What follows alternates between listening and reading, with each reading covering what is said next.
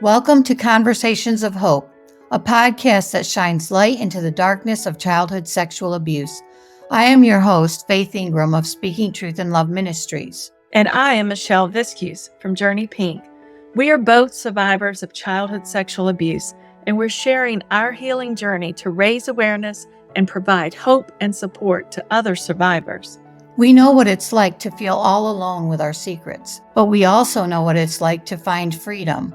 We are breaking the silence that allows sexual abuse to thrive and using our voices to empower and encourage those who have experienced abuse. Our goal is to create a safe space for survivors to find hope and healing in community. Thank you for joining us. So today we're going to continue our discussion on the impact of abuse. We're going to talk more about how it impacts the body, the mind, and the spirit. It impacts every part of us. We were talking last time about how it impacts our mind in such a way that we may be more concerned, we may be more fearful, more protective. And also, we talked about disassociating is one of the ways that our mind helps us dealing with abuse when we're going through abuse. And we mentioned that also mentioned DID, which is dissociative identity disorder. And we wanted to clarify that not everybody that disassociates has a disorder of multiple personalities or dissociative identity disorder.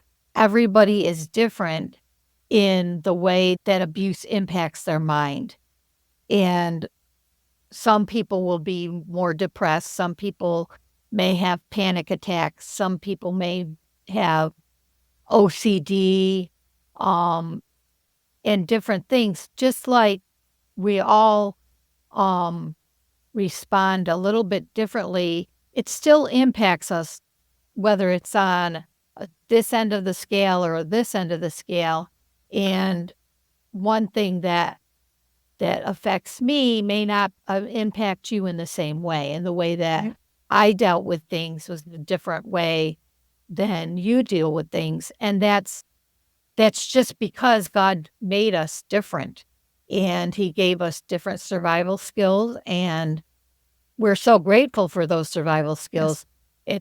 When we're not having to use those survival skills, but we're still using them to go through life in general, that it becomes an issue. Right. And that's when we actually need to say, okay, this served me well when I was going through abuse, but I don't need to do that anymore. I don't have to panic every time I walk into a room. I don't have to worry about who's standing behind me. All of those things, because we do grow and work through them. Yes, like when you said that, one of the things I thought of was doomsday thinking.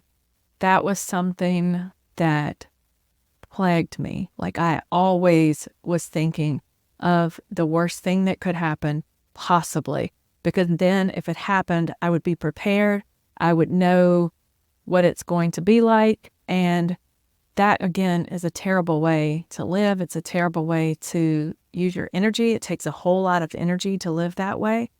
And when I described it to my counselor in the beginning, I didn't know what I was describing. I just said, like, I always think something bad is going to happen. And I can remember growing up thinking, I'm never going to live to be 18, and then I turned 18. I'm never going to live to be 21, and then I turned 21. Never going to live to be married, and then I got married. Never going to live to have children. Like, I just anticipated my death. I'm going to die. And it wasn't something that I thought about every day or all the time, but there was always this, what if this happens? What if this happens? And a big thing that was happening in the moment that I started counseling was I had fears that the house was going to get broken into, the house was going to burn down, bad things are going to happen, we're going to be attacked, like just terrible thoughts that come out of nowhere. And one of the things about the house, like worried, for example, going on vacation, that should be a really fun thing. And we should look forward to that, right? But it takes me out of my routine.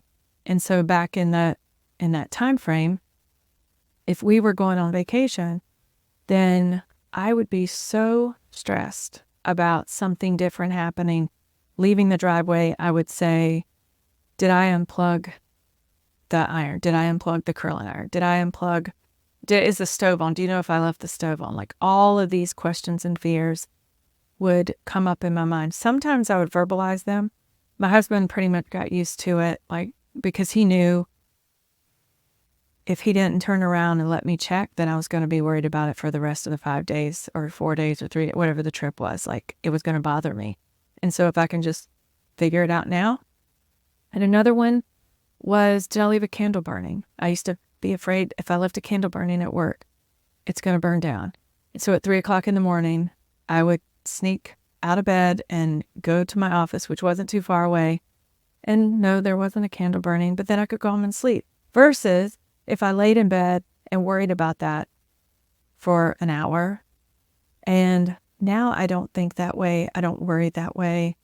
But I did not know that those kind of struggles, irrational fears that overwhelm you, that make you feel like, as my counselor called, doomsday thinking, like you are fearing the worst is going to happen, and you're constantly playing that tape in your mind. But it especially comes up when you're getting out of your routine or doing something different. Then that can really trigger it. And again, this is something that's linked back to the abuse, and it linked back to, again, a child having to perceive their environment and protect themselves and figure out all the corners of the room. What's my next step? What if this happens? What if that's happened? What if this happens? What am I going to do? And so that becomes your normal. And in talking to other survivors, they've experienced the same thing. I thought I was the only one. I didn't want to share that this is one of my struggles. But as I've talked to other survivors, they have some of the exact same fears. Fears of policemen, fears of fire, fears of tragedy, fears of like losing things or dying or losing people. So it is not unusual if you are experiencing things like that. It is not unusual, but that is not how you were designed to live. And that is that trauma seeping through again and impacting the way you live your daily life.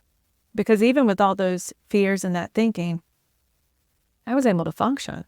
I didn't let people on the outside know, but that's what the inner turmoil, and that's what it was, absolute turmoil inside of my body all the time, always struggling, always worried. That's what it was like. And I don't have that anymore. In fact, at one point, I was like, you know what? No more candles in the office. This isn't even a possibility. So if I started worrying about it, I was like, nope, took all the candles out of the office. That's not even possible. So right. You have to do what you have to do, but figuring out where that fear's coming from and working through that with a counselor is priceless, because again, your body wasn't created to have that kind of stress surging through it all the time. And you weren't created to worry. And I think of people that I've talked to too that have that worst case scenario mentality, when no matter what you're going to do, they're always thinking about what can go wrong. And usually whatever they're thinking about is not going to happen, and it doesn't happen. But they still, well, the next thing that you do, it's what can go wrong. Always the worst case scenario. And that's why I think the Bible tells us, be anxious for nothing, but in everything by prayer and supplication, let your requests be made known to God. So it's not just that we don't worry about it, but God gives us an alternative. We can pray about it instead and let him take care of it. You know, it's like, okay, so this could happen. God, please help it not to happen. And usually the things that we worry about never come to pass.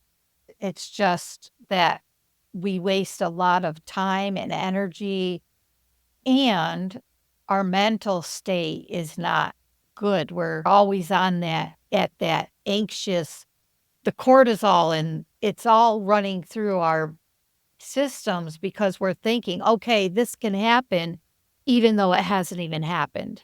So that actually does impact our mind even more Mm-hmm. and our bodies, because we're always on the ready. We have to be ready for whatever's going to happen.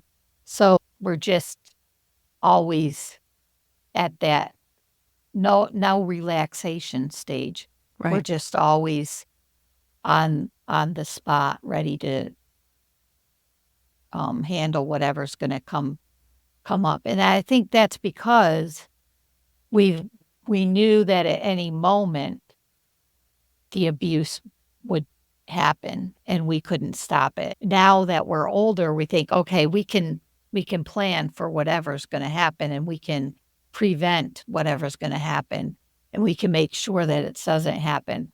So that's why we have that impact, because now we think that we're more in control and we can make sure that nothing happens that's not good.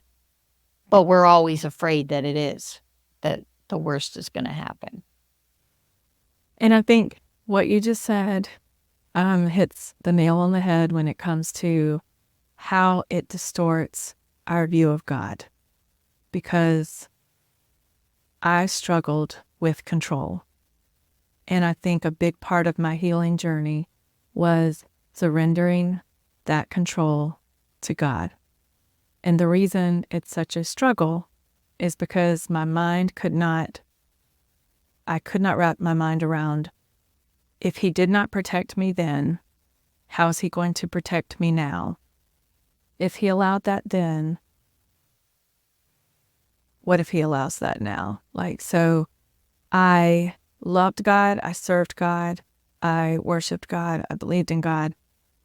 But there was this part of me that was like, I have to protect myself.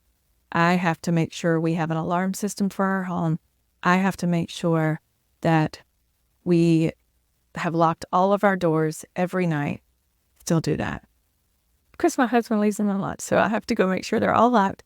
Make sure, there's things that I do methodically or much worse than today. But things that I felt like I had to do for protection. And so a big part of my healing journey was learning for the first time that God did protect me. All of my life, he protected me.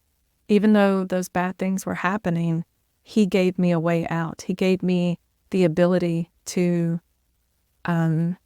dissociate. He gave me the ability to endure. He gave me the ability to overcome. And so little by little, I was able to surrender and allow him to take over. I'm not going to do this anymore. I'm not going to worry about this anymore. A big one was my children. I wanted to protect my kids. I wanted to bubble wrap them. I didn't want anything to ever happen to them, and nothing was going to happen to them on my watch. I was Mama Bear, and I had a very good reason to be Mama Bear. But guess what? Things happened to my kids, and my kids were hurt. And that just blew me away. Because then I had a choice. I could think like I did before, okay, God, you allowed this, and now I have to make sure I, take care of things or whatever. But no, that's not what happened. What it taught me was that there's nothing I can do to control that. I am trying to give myself control that isn't mine to have. And I have to be able to surrender and let go and trust God in everything, all of these areas of my life. And that was not easy. That did not happen overnight. And there's still parts of my life that he's asking me to surrender, hand over, and trust him with it. A lot of change has happened in my life in the last 4 years, and that's a big part of it.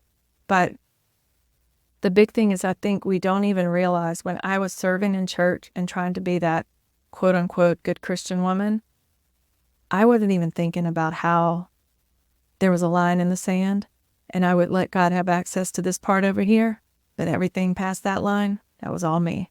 And we're not talking about that. We're not going there. We're not going past that line.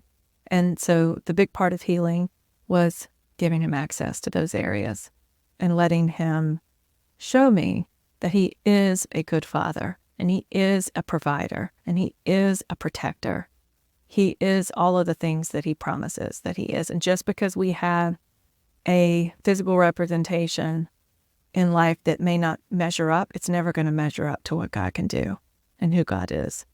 And so we can't see him through the filter of what we've experienced. We have to see him for ourselves and see him in his word and in his truth to undo those misconceptions and lies and thoughts that we have.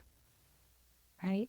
And I know as you were talking, the mentality of worst case scenario, even people who have not experienced sexual abuse can still have those worst case scenario thoughts. And maybe it's just because there has been trauma in their life, and it may not be abuse. It might be an accident or, natural catastrophe or whatever that makes them always worry about what is the worst case scenario. And I always have to be prepared.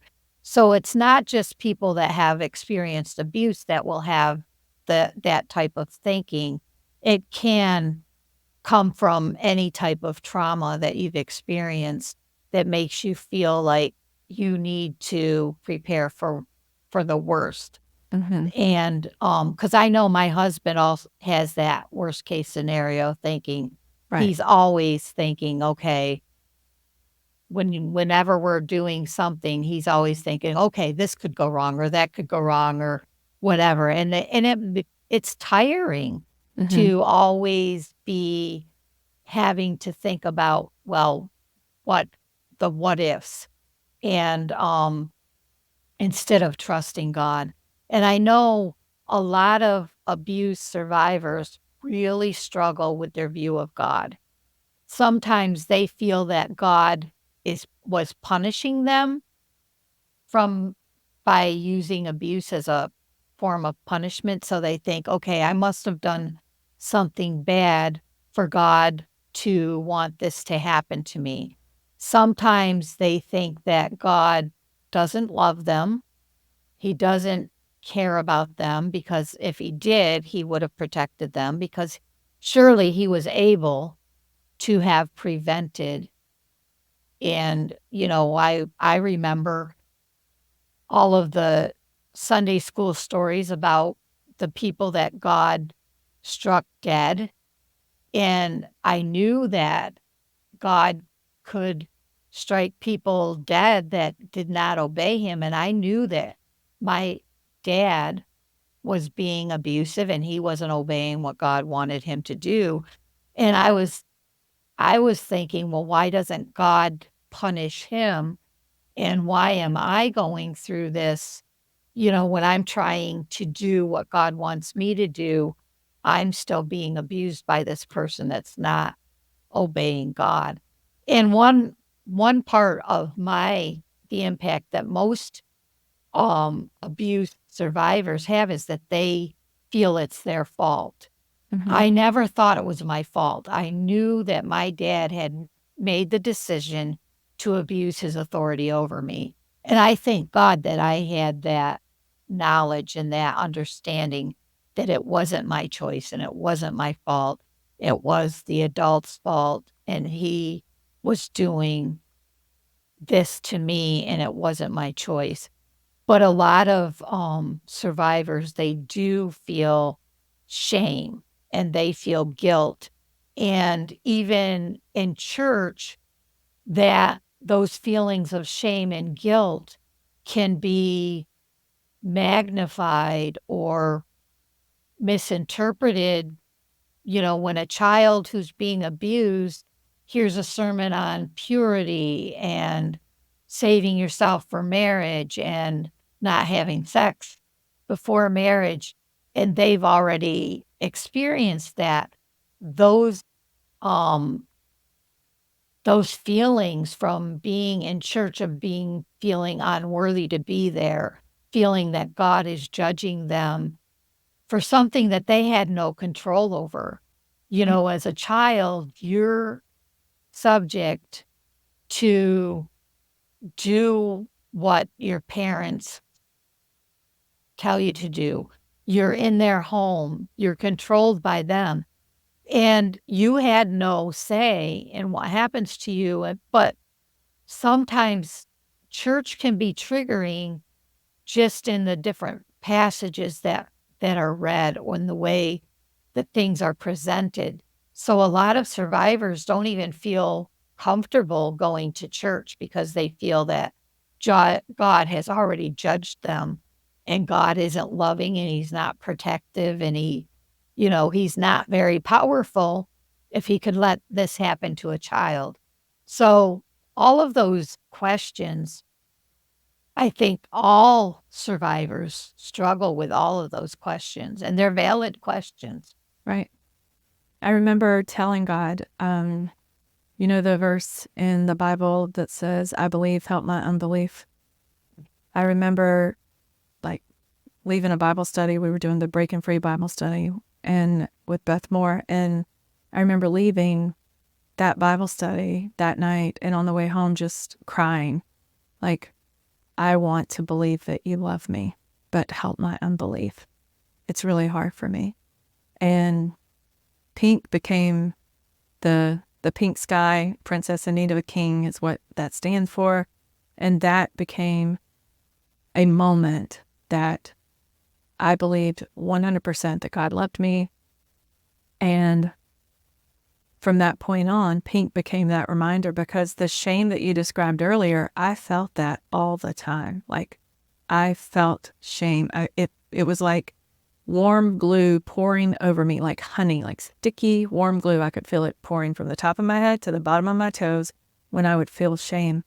And because I felt that so deeply, pink was a reminder every time I felt that to look at pink and remember, that is not who you are. That is not your shame. You are a princess. God is your king. He is a good father, and he loves you. That was what pink reminded me of, which is why I wear a lot of pink. That's why everything's pink. But I had that much shame wrapped up in my lifetime that it would happen. Like it's kind of like the dissociation. Like shame would just pour over me in a minute. And I couldn't anticipate it. I couldn't stop it. And now it doesn't do that anymore. I don't feel that same. Have I felt shame? Yes. There are times where something might come up and I still feel shame, but not to the degree or to the extent that I used to struggle with that. And the thing that helped me through that was discovering God's love for me. Because you can tell me God loves me, I can memorize the verse, but believe, help my unbelief. God, I believe, help my unbelief. So if you are struggling to believe that God loves you, pray that he would give you proof. Like pray, God, I believe, help my unbelief. He's faithful. He will answer. Right. And I think part of what helped me is God can intervene and stop people from doing what they're doing that's wrong. But God chose to give all of us free will. Mm-hmm. And he didn't create us as robots. And because he gave us free will, we can sin against others and others can sin against us. And he doesn't stop that process. Eventually, he will judge us for what we've chosen to do with our free will. But, if we know him as our savior, he forgives us of our sin. But God doesn't want us to use that license as a license to sin and hurt others, and I can do whatever I want because God's going to forgive me. That's not what God wants us to do. But it was my realizing that God gave my dad free will to make bad choices and to abuse me, and he didn't step in and stop that. It was my dad that sinned against me. God didn't intervene and stop my dad from using his freedom of choice. We aren't all robots, and God allows the natural process of man making sinful and good choices, and we live with the consequences of that. You know, my dad has to live with the consequences of what he did to to me and others, and I have to live, but I also have to live with the consequences of what he did to me. You know, those the impact to my body and my spirit and my mental um health. That is I still am living those consequences. So a lot of times people will say, "Well, that happened so long ago. Why don't you just get over it?" And it would be great if I could just say, Mhm. "Okay, that happened yesterday. I don't have to deal with that anymore." But there are impacts to my body, there are impacts to my health, there are impacts to my mind and my spirit and how I relate to God. And I didn't share part of the reason I didn't share what happened to me as a child was I was a pastor's daughter, and church, I thought you could only talk about the good things that God does for you. You can't say anything about the things that you struggle with because then you're complaining or you're questioning God. And I thought that if I told people that I was abused as a child and that I would have to defend God. And when somebody would say, "Well, how could your God let that happen to an innocent child?" And I'm like, "So I can't tell people what happened because they won't understand how God could," because I didn't understand at that point how God could allow that to happen as well. So that as as a young person, you're thinking, okay, I can't talk about the bad things that happen in my life because I have to cover for God. Well, God's big enough to cover for himself. You know, I don't Mhm. have to make excuses for him because I don't understand what happened in my life. But there are a lot of people, and we can understand why there's a lot of people that are angry at God and they're wondering why God chose them or allowed them, um, especially the ones that like, I accepted Christ when I was 5, and I wanted to do everything that was right, and I think that's part of the reason I'm a perfectionist today is because I want to do everything that I can to do what is right and do what is good, and not that I don't struggle with sin, because we all do, but, you know, I wanna do what's right, and then you look at Job, and he was doing what was right, and God allowed Satan to test him, and he had all kinds of trials.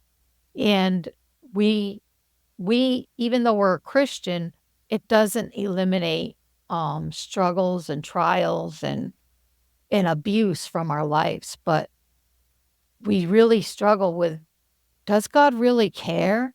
Is he really looking out for us? But these are really they're hard struggles and they're not easy to answer. Right. Right. And that's why we have to undo that thinking. Some of that thinking that was formed in those formative years when we were developing. How can we go to his word and have the truth replace the lies? How can we replace all of those lies with his truth? Right. And I think the Psalms were really important in my healing and in Mhm. my seeing that God does care about those that are abused. It talks so often about that he is a God of justice, that he is a father to those in need of that father. And he often talks about the fact that he is concerned about the oppressed.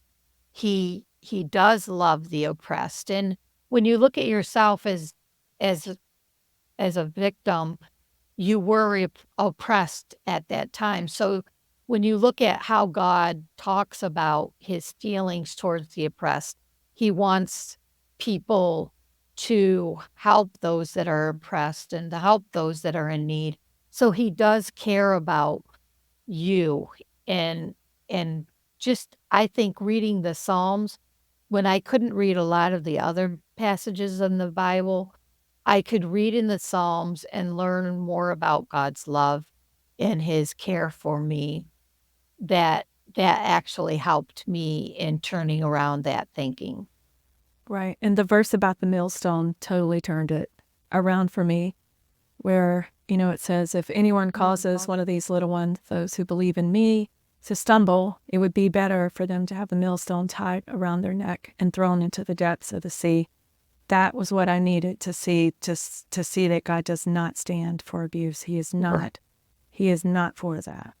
Right. He didn't stop it, but he was angry when we were being abused. Mm-hmm. He wants us to know that even if we don't get justice in this life, at some point God's going to make it all right.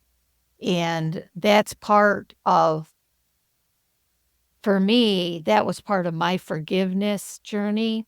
And I think forgiveness is a whole totally another thing. But part of the forgiveness journey is to realize that God will at some point do do justice. He will make everything right. And I could say, what happened to me isn't right, but I can let God take care of it. I can take, because the forgiveness when I did my forgiveness, it was not for my offender, it was for me, so that I could let go of that bitterness and that anger, because that affects you, it affects your health. So it's not so much that you're forgiving so that the other person can have a better life, because they may or may not even know whether you forgave them. But the forgiveness is saying, okay, I'm not gonna hold that over their head. I'm not gonna drag my offender with me everywhere I go, saying how horrible he is and how it has impacted my life. But instead, I'm going to let God take care of that. And I don't have to deal with all that anger and bitterness. And then I can let it go. But forgiveness isn't something that you do overnight, and it's a process. And it's something that usually comes later on in the healing process. But I think it's important. But I think also we're talking about the spiritual impact of being abused. And part of it is that the church tells us that we need to forgive and forget. And they want us to do that quickly. And I think that when we're not ready to do that, and we just see that as the leaders in the church just want to sweep this issue under the rug and they just want the victims to forgive, then that really does impact how we feel in the church. Do we feel safe? Right. Because we have to work through what it is we're forgiving, right? I mean, there's a lot to work through, and that takes time. That takes time. But I think the big part in healing spiritually is just giving God access to your story. Because if you find, like us, that you maybe kept that part separate, once you let him in to the story and give him full access to it, he will start to help you work through the lies, work through the misconceptions and help you see the truth. And, when I started my journey 11 years ago, I never wanted anyone to know. I did not want to ever tell anybody what had happened to me. And only God can take the worst parts of our story and transform it into a message that helps other people. And so I have seen him do that for me in my life and in others in their lives. And that has been such a rewarding and healing part of my story, is knowing that God cares enough to reach the next person and the next person and the next person. He cares about the one. He leaves 99 for one. And if you are the one, please know that he cares about you and that he loves you. Right. And I also want to leave on the note that even though the impact of abuse affects all the different aspects of our life, there is hope. You can get better physically. You can overcome your mental impact. We can overcome the spiritual impact. And like Michelle was saying, that we need to let God into all of these parts of our life because he is the great healer. And he does care about every part of our being. He cares about our mental state. He cares about our physical well-being and our spiritual well-being as well. He is a loving, caring God, and he wants to heal you. We hope this podcast is a source of comfort and inspiration for those who are struggling with the aftermath of childhood sexual abuse. Thank you for joining us on this journey of hope and healing. Please be sure to subscribe and check out our show notes for more information. See you next time on Conversations